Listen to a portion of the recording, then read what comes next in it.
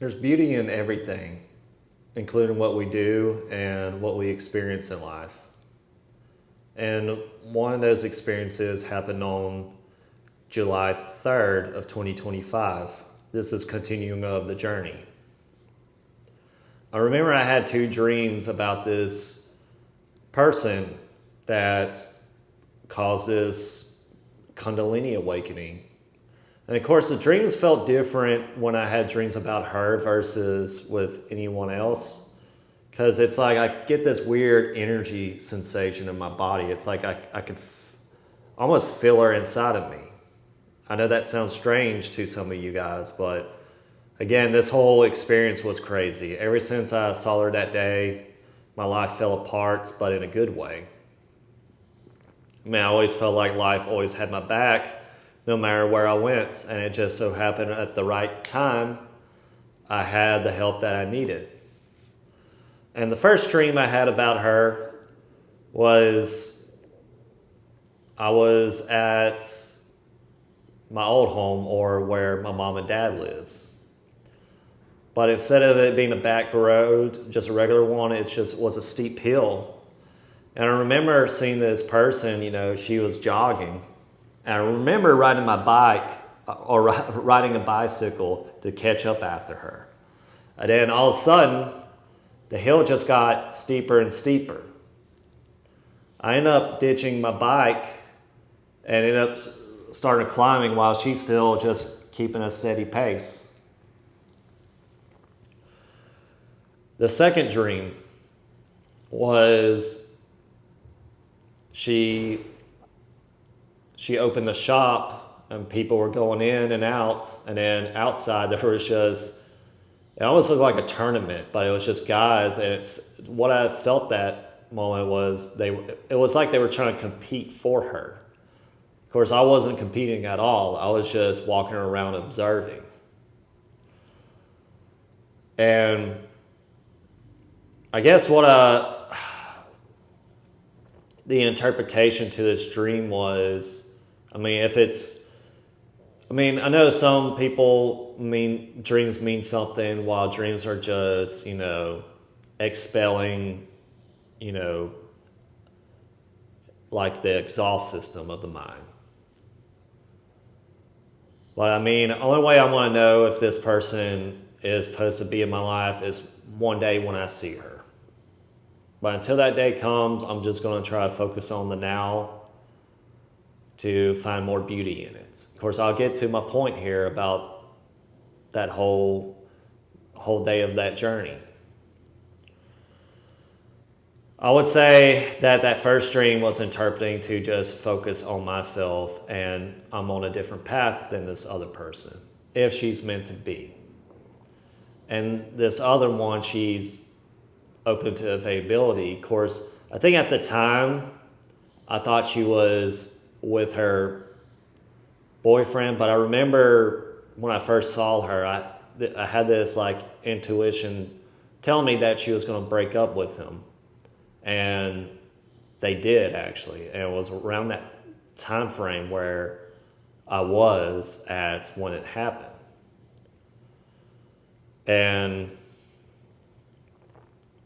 But there was no really clues about her breaking up, and I didn't think she was going to break up because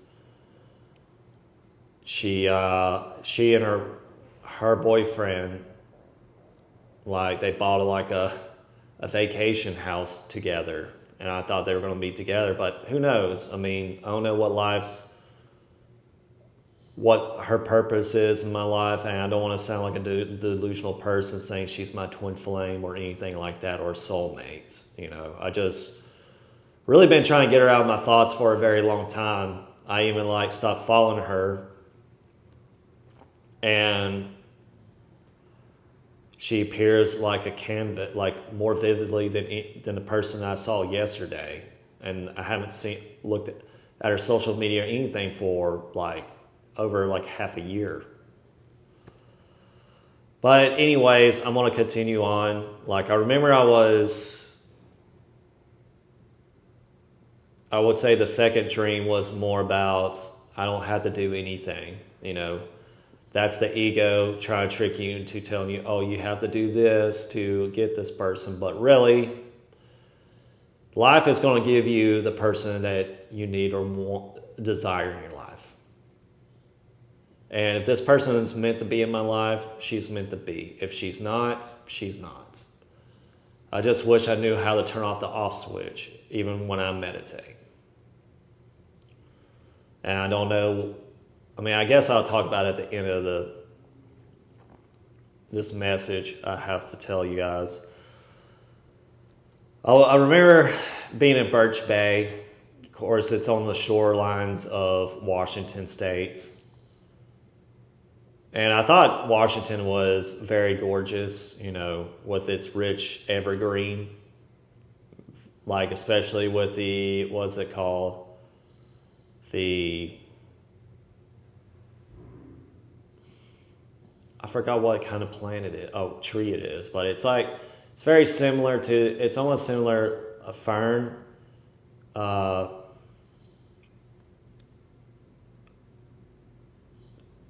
fern Douglas or Douglas fern or like a Douglas fern. I can't even remember what it's called, but they're all over the place.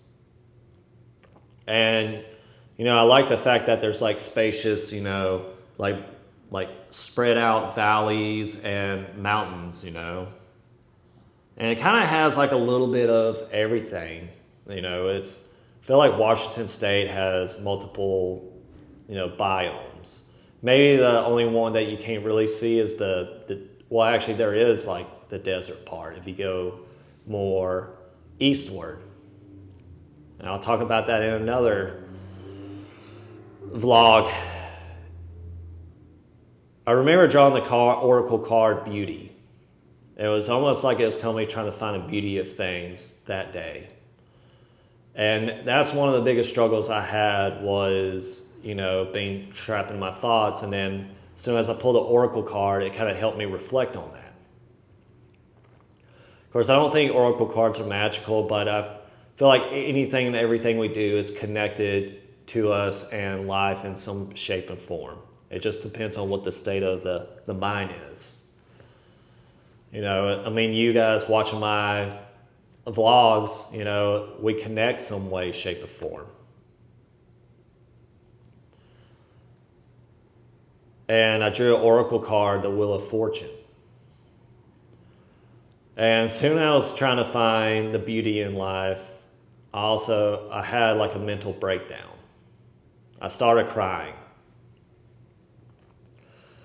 And I panicked, and I was almost to the point where I want to call my family. But deep down inside of me, life was like, no, wait. These are just your thoughts. And and I remember going on YouTube and watching some of these tarot readings, and even it was crazy how the timing was in these readings, because it was just like, hey, I know you want to reach out to your family, but please don't reach out. I don't think this is a really good choice, but it's your life. You can live it how you want. And I didn't, because I really want to do this journey on my own. I really enjoy my independence. And so I continue from Birch Bay all the way to Blaine. And I was continuing picking up trash around the neighborhood. It's a small town, but it's like very, unique. Kind of had like this, how would I say, like a Victorian style, like old-fashioned, British, I guess, architecture. Of course, it felt different. It was not like a big city, but it was not a small town. I would say it's a pretty small town, but they had like their own I could see like there's constant business going on. Especially with the local restaurants and pub houses. I remember going to an Indian restaurant, and what's the guy's name?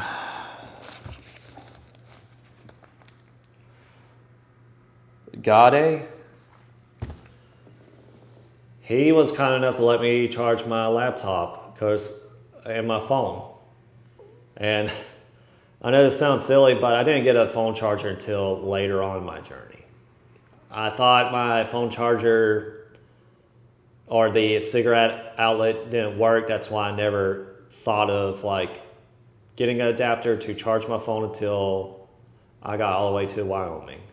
And I pretty much used my laptop as a phone charger or like a charging outlet for my phone. And the guy didn't have change, but he was kind enough, like instead of giving me $9.80, he ended up giving me just $10 flat. And I think did I say this earlier? I remember drawing a tarot card that was called the Wheel of Fortune, which was abundance. And I did feel like I had a lot of abundance that day because when I was walking around Blaine, I ended up going to the International Park, which is that border between Canada and the U.S. I remember talking to the Border Patrol guys. I mean, I have their names in here. Probably G. Delante and J. Lecty.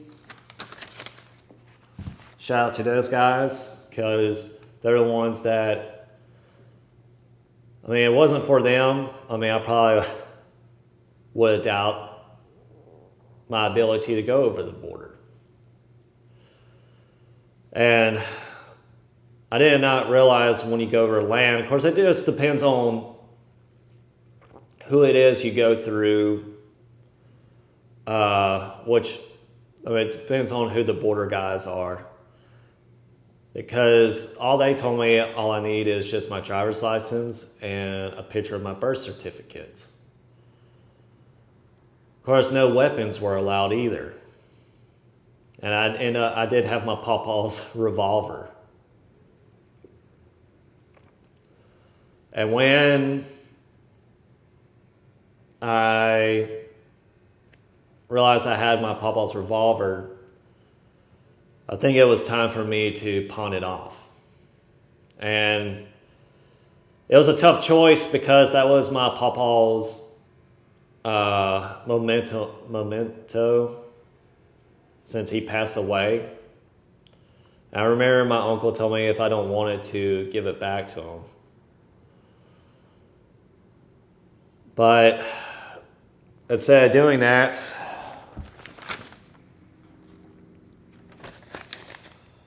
I decided to pawn it off after I went to, I guess, Bellingham. I remember parking in Bellingham or returning, going backtrack because I had a scheduled appointment with the Petco for my dog to get her rabies shots after I pawned off my gun for like $50. And I was trying to go to a Buddhist temple because I want to go meditate. And when I put in my GPS, it told me this Sikh temple, or I'm mistaking the Sikh temple or this Gurudwara for a Buddhist temple. And remembering that it was very clean. And before I could even walk in the temple, I had to take my shoes off, wash my feet, and wash my hands, and cover my head. After I went and meditated in the Gurudwara, of course, it was very beautiful. I mean, it was very nice and clean again. It was just a very interesting place to go to. It was, according to the Sikhs, there's many paths to God, but there's only one truth.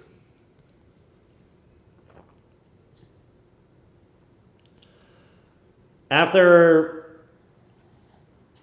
I did my meditation, the guys brought me to their kitchen and fed me. I was extremely, extremely surprised about that. And then until I found out later that most Sikh temples, I think majority of them, will actually feed you, regardless of who you are. And they let me take a shower. And I remember later on that day or that evening, I was trying to find a place to rest overnight. And I stopped at a gas station and rest for a bit for like 2 hours. And I asked them, how long can I rest here? And they said about 4 hours. And I decided to try to find somewhere else where I can park and rest my head overnight, until I bumped into someone and they were saying, hey, do you need gas? And to my surprise, they gave me $20. And I found apparently there was a McDonald's that people can park at that you can rest overnight at. And I did. I found like vans, had their, windows covered up. And yeah, I had a place to rest. And I guess the beauty behind it all, like life was always there for me. And there was abundance. There was beauty behind those dreams and the beauty behind that day. Like, for example, I felt like that dream was like knowledge of what I need to do and focus on in life, just being a present moment and focus on myself, while not focus on my attachments, which is I'm still working on.